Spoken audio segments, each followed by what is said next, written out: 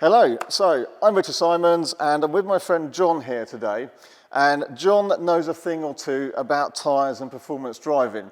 So we are going to talk about tyres in this episode and why and the differences between the new 2021 car, which now has Pirellis, and the previous car, which ran Michelins. John, we've done some time on track together. You're a bit of a sharp driver. We're going to get these cars out, but what are your thoughts here with these two differences? Why would they have changed them?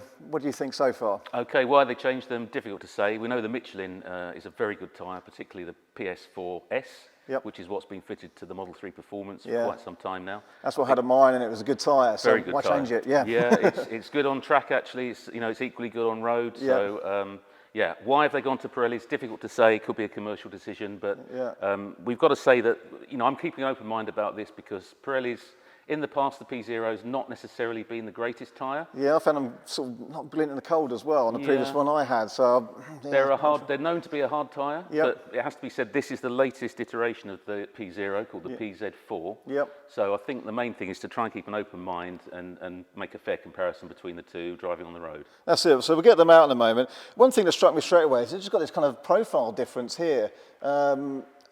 They're the same size tyre, 235, 35, 20. Yeah, so 235s, yeah. Why is the difference?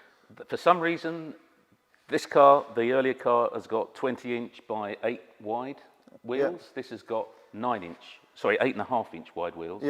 This has got 9-inch. So the wheel is wider, so that's why the tyre kind of looks a little bit stretched on it, doesn't it? Yeah. Okay. Which is a California look. Maybe that's what they've gone for. But it doesn't sort of seem like the right thing to do. It kind of also looks like there's less protection for the wheels against curbing them. Yeah, that was my thought. Oh, these look vulnerable. But you made a fair point. When you actually look at it, maybe, I mean, there is a bead in there to cover that, but at the end of the day, they're both pretty vulnerable. If you're driving one of these, you've got to be careful. I think it's mainly the look that makes it look a bit more vulnerable. But one thing also worth mentioning is that just because two tyres are the same width, so they're both 235 wide tyres, doesn't mean they've got the same width of tread on them. Okay, so if you measure them carefully, you'll actually see the Pirellis have got less tread width than the Michelins have. Okay. So I think the key is just get them out. You've got a Model 3 Performance, and we'll see a little bit of yours in another video that we're going to make together, which has got a few modifications. But this car here is stock standard, and let's take this for a drive, get the base point, standard one, and then we're going to take the new one out. And then perhaps afterwards we'll also take a bit of a closer look at the tyres, maybe get them off and try and spot anything else. Great. Okay, let's take this one for a drive first, and then we'll move on to this one second. So 2019 Model 3 Performance, standard wheels. We have tyre pressure checked, everything between the two cars.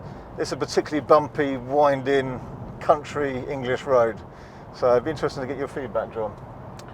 Yeah, I mean, one of the things that the Model 3 all-wheel drive especially does suffer from is a little bit of crashiness over bumps. So where we're going over these areas where it's a bit uneven and there's some potholes, you can feel the car kind of landing in the potholes, not reacting very well to them. But that's just a characteristic of the standard suspension. That can be dialed out. But, so far, I mean, it feels just like a Model 3 Performance normally does. So it seems we've got quite a damp road here, but they seem pretty good in wet conditions. What do you think of Michelin's wet versus dry? What's your verdict there? Yeah, I mean, the PS4S is a very good tyre all round. It's going to start to drop off when you get down to fairly low temperatures. So it's showing us that we're at 12 degrees centigrade. That's kind of getting to the window where the performance is going to tail off, and especially if it's cold and wet, you're going to find that the grip starts to fall off a cliff a little bit. But so far, this is as I would expect it. We're not going that fast, so we're not pushing the tyre at all. Good. This is the fairly sharp left-right. Fairly sharp, So a good water test.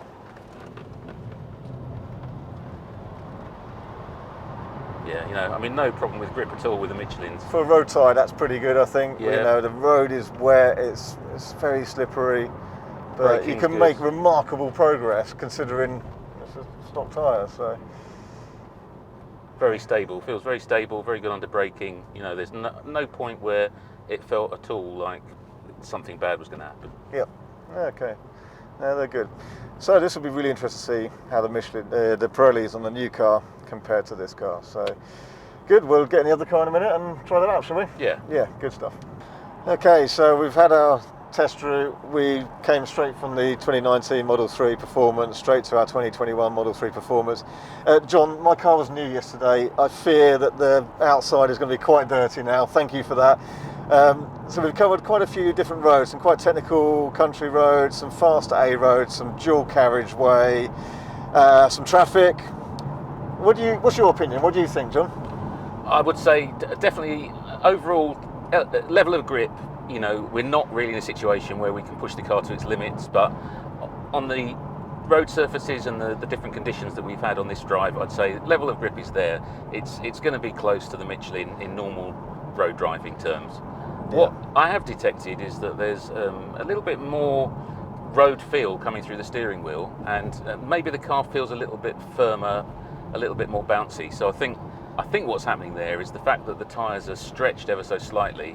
It's just meaning that they're not absorbing so much of the road surface. Yeah, interesting. You can see that stretch on the wheel, can't you? Yeah. So that has a direct impact on what you feel for the wheel. We're going to turn right here, John. Yeah. Okay. Well, that's interesting, and I think ultimately to the end user, probably for normal road driving, probably matters neither here nor there, really, does it? Probably to be not. fair. Probably not. So I think we've created ourselves a really good excuse to go on track.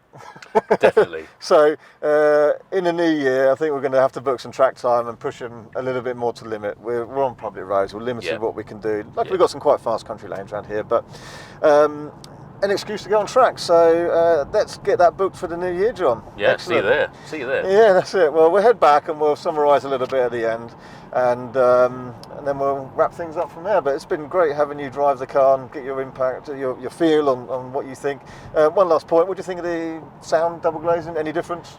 It's very difficult. I think you need to jump out of one car into the other on the same road, same conditions, and you know, my instant reaction is I can't say that it's suddenly a lot quieter. That's it. Again, I totally agree. You wouldn't really know. I mean, we drove the other one half an hour ago, come into this one. You're not suddenly, this is quieter, this is much different. So I think I'd totally summarise with that. And although we'll do sound meter tests, on the whole, doesn't really seem to be a notable difference. They must have done it for a reason, but inside here, there's not really a difference, is there? It's a gradual refinement, and that's something that Tesla's very good at, is refining their cars, you know, gradually, making little changes here and there. So, yeah, but it's a quiet car to begin with, let's face it. Yeah, exactly that. Okay, well, let's head back. We'll go straight in here, and we'll summarise at the end. Great. Okay, so let's wrap things up here. 2021, the new tyres. My opinion is, they to an average driver, I think they feel quite similar. Your opinion? Yeah, very similar. I think you just feel a little bit more of the road through them.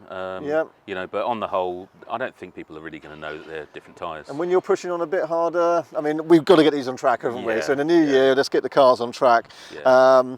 But pushing what we call fast road driving. Yeah, I would say no difference really in terms of what we've done today. The conditions weren't optimal, but so you can't really push the tyres anywhere near the limits. But the grip's there, the traction's there. Yeah. Car handles well, you know. I don't think they're sort of particularly worse for it, and I drove it on some very heavy rain in the dual carriageway yesterday, and again the grip, the car felt planted, so I don't think there's too much of an issue there. So what we're going to do next is an interesting comparison now to John's car. Now, John's done some modernisations to his car, some customisation to give it a little bit more of a fast road track orientation, and that'll be a video that John will produce on his YouTube channel, Tesla Gurus. So look out for that soon. For now, we're going to wrap up with this, and I'm going to jump in John's car. That looks like good fun.